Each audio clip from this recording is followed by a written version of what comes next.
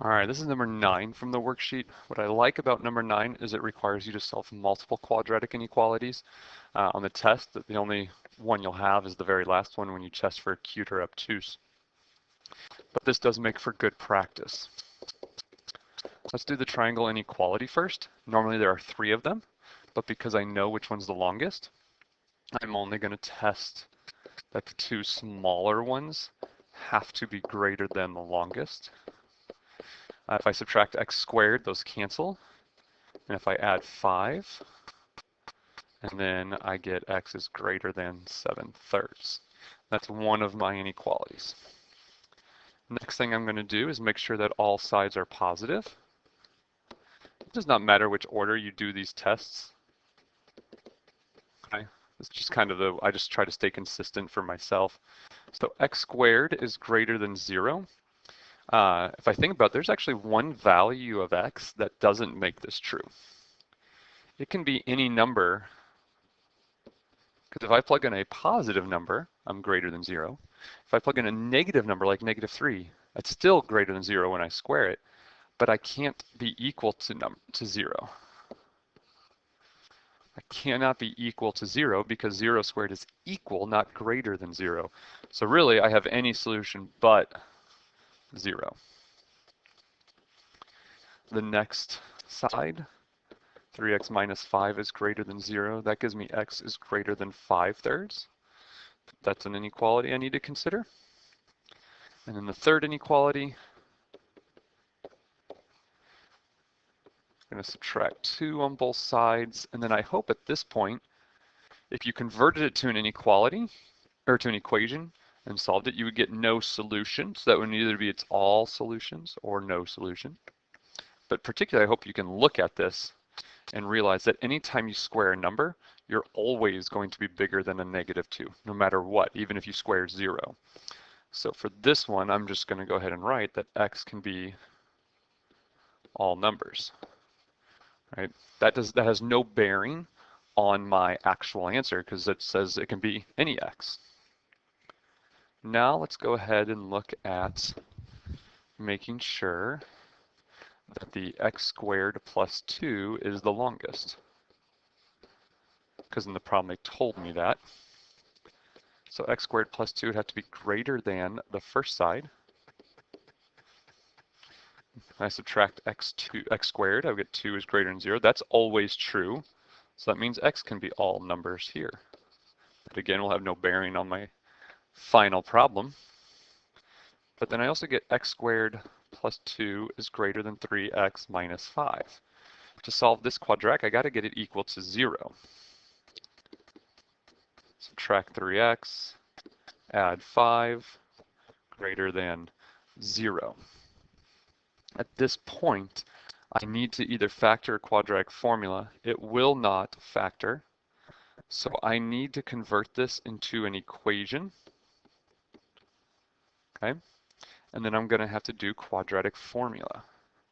So x will equal the opposite of b plus or minus the square root of b squared minus 4ac all over 2a. And when I do this, I get the square root of -19 over 2, which cannot be done. Okay, you cannot square root a negative number right here. You would get a error in your calculator. It'd say domain error, not syntax error, but domain error. So what that means is that this can never equal that, which means this will either always be greater than 0 or always less than 0. And the way we find out where our solutions are is we draw number lines and we test a number. 0 seems like an easy one to test. When I plug 0 into here, I get 7 is greater than 0, which is true. So that means all of these are true. So again, all x is all numbers, which has no bearing on my my final answer. So I have made sure that the triangle inequality is good, that all sides are positive. I've made sure that x squared plus 2 is indeed the longest of the other two. Now it's time for me to look at making sure the triangle is acute. And I'm doing that because the problem told me it was acute, right? On the test, I could ask you if it was obtuse, right? So I'm going to get x squared. I'm going to get x squared squared plus 3x minus 5 squared is greater than x squared plus 2 squared.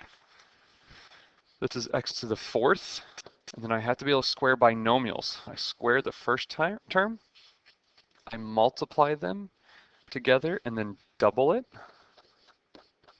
and then I square the last term.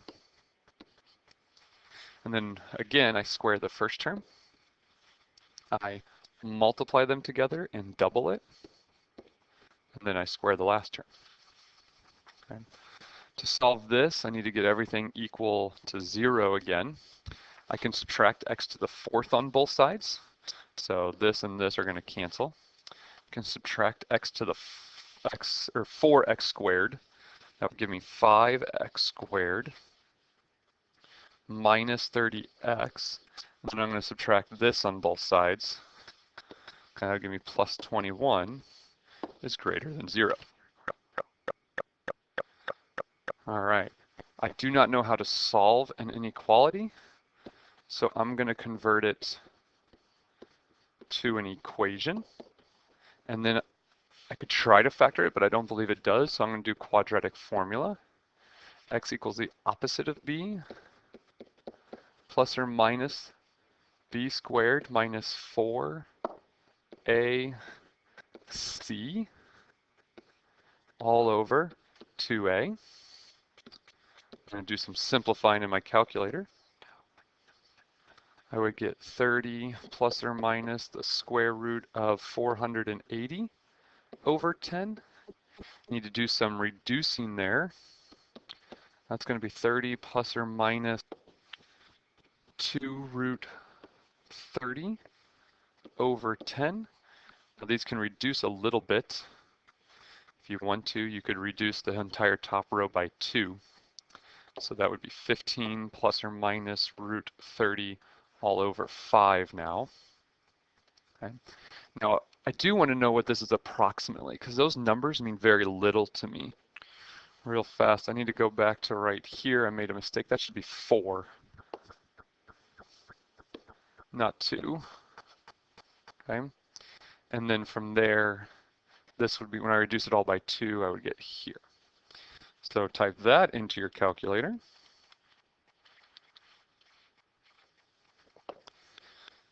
And I get about 5.19, and I get about 0.81.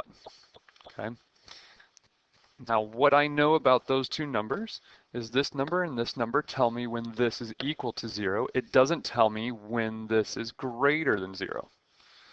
So to figure that out, we do what we've always done, which is make a number line.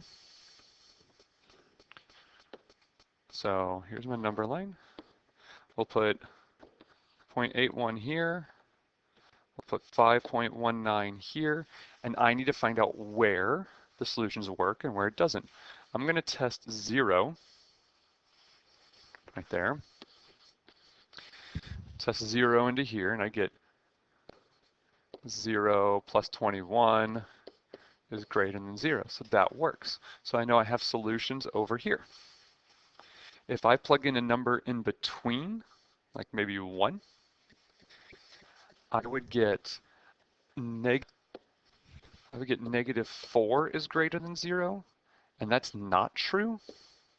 So there are no solutions in the middle.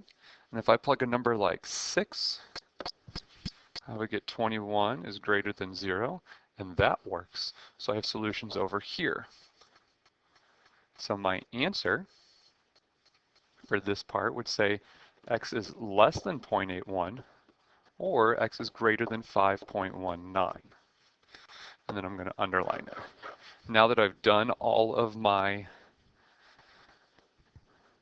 inequalities, I am going to make my number line to find my solutions.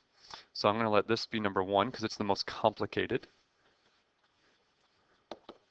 And x is less than 0.81 or greater than 5.19. And then we'll go to the next one. Looks like the next one I underlined wasn't until I had nothing over here because it was all numbers.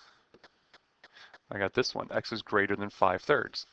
Well, 5/3 is x is greater than 1.6 repeating. All of these are greater than 1.6 repeating, but none of those are.